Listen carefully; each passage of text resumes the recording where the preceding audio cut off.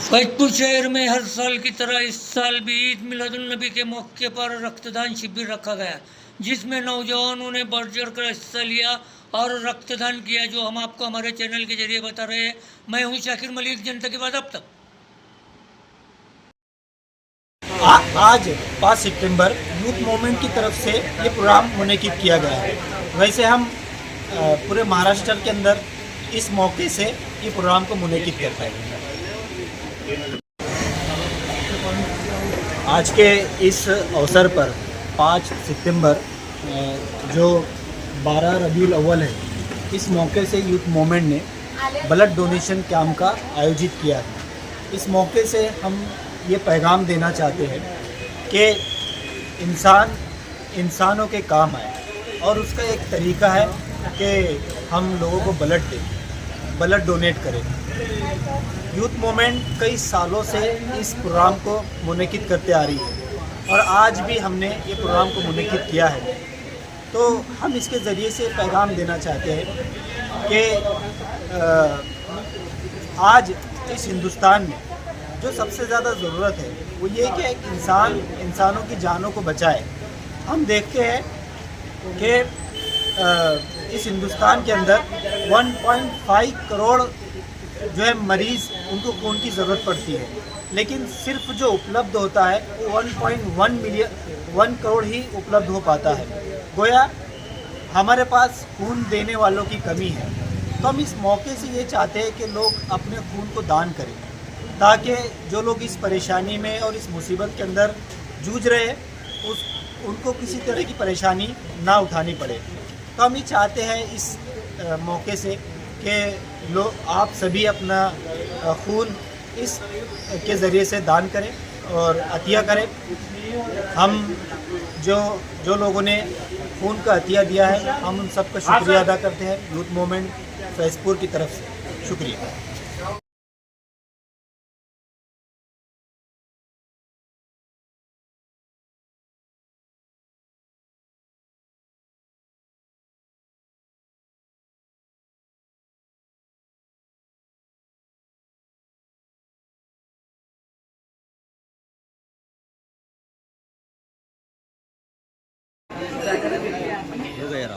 अरे यार,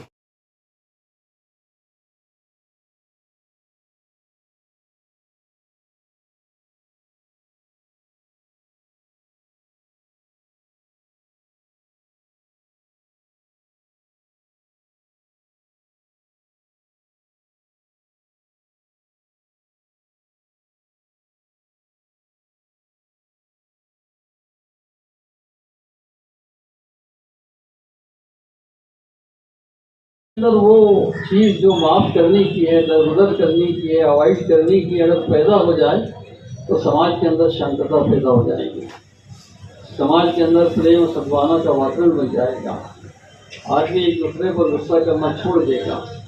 और आज इसी की ज़रूरत है।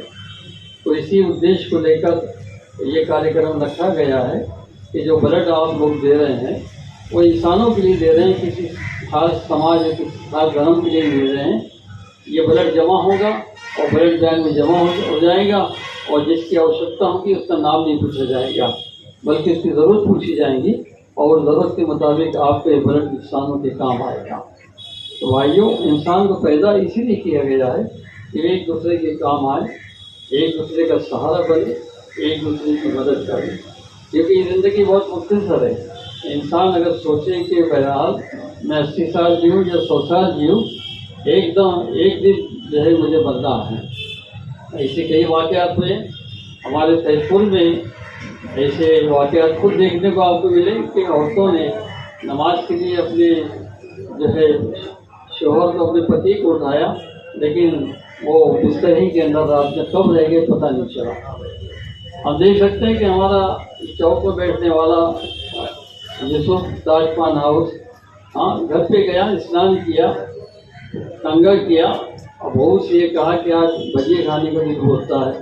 भजिए बन चुके थे, कटाई के भजिए रखे जा चुके थे, लेकिन वो बैठ भी नहीं पाया और भजिया ले भी नहीं पाया, और उसकी जो है मौत हो गई। तो ये जो चीज़ें इशारा करती हैं, हमें कि इंसान जो है दुनिया से जब चला जाएगा तो उसके अच्छे कार्य जो है वही याद किए जाएंगे। अगर उससे अच्छे काम किए लोग उसको दुआ में याद रखेंगे। तो हमें जो है इस सिलसिले के अंदर हमारी जो थिंकिंग है वो बनना चाहिए कि इंसानों के नज़दीक हम बेहतर से बेहतर काम करें, इंसानों को जोड़ें। जब इंसानों को हम जोड़ेंगे तो हमारे देश बहुत मजबूत होगा, बहुत ताकतवर होगा।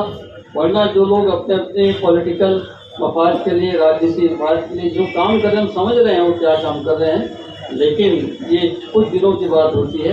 5 साल का उनको पीरियड मिलता है, हो सकता है 10 साल का पीरियड मिल जाए, लेकिन उनके सिलसिले में जो घृणा पैदा होती है, जो नफरत पैदा होती है और आगे जो उनके अंजाम होते हैं, कभी भी बुराई करने वालों का अंजाम अच्छा नहीं हुआ है, वो बुराई होता है। इसलिए हम इन देशवासियों को भी मोहम्मद पैगम्बर सल्लल्लाहु अलैहि वसल्लम का संदेश बताएं।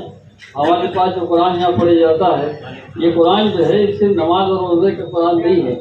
ये नमाज पूरी जीवन व्यवस्था का नाम है, एक सिस्टम का नाम है कि तुम व्यवहार कैसे करें, तुम पड़ोसी के साथ कैसे रहें। हमारे पैगम्बर मोहम्मद सल्लल्लाहु अलैहि वसल्लम शपथ खाकर ये बात कहते हैं कि ईश्वर की शपथ मुशरिक मुसलमान नहीं जो खुद पेट भर के खाना खाता हो और उसके पड़ोसी भूखा सो जाता हो, उसको मुसलमान कहने की जरूरत नहीं है। यानी ये बताया गया कि पड़ोसी जो है वो भूखा नहीं रहना चाहिए, वो परेशान नहीं रहना चाहिए। सिर्फ आप इंजॉय करें और पड़ोसी परेशान रहे तो ना ये इंसानियत है, ना ये मुसलमानियत है। तो इसलिए ये जो तालीमात है, जो उनकी शिकवण है, इस शिकवण को जो है लोगों तक पहुँचना चाहिए। और इससे जो होता है कि हमारा जो आचार विचार का जो गैप होता है वो मिटता है।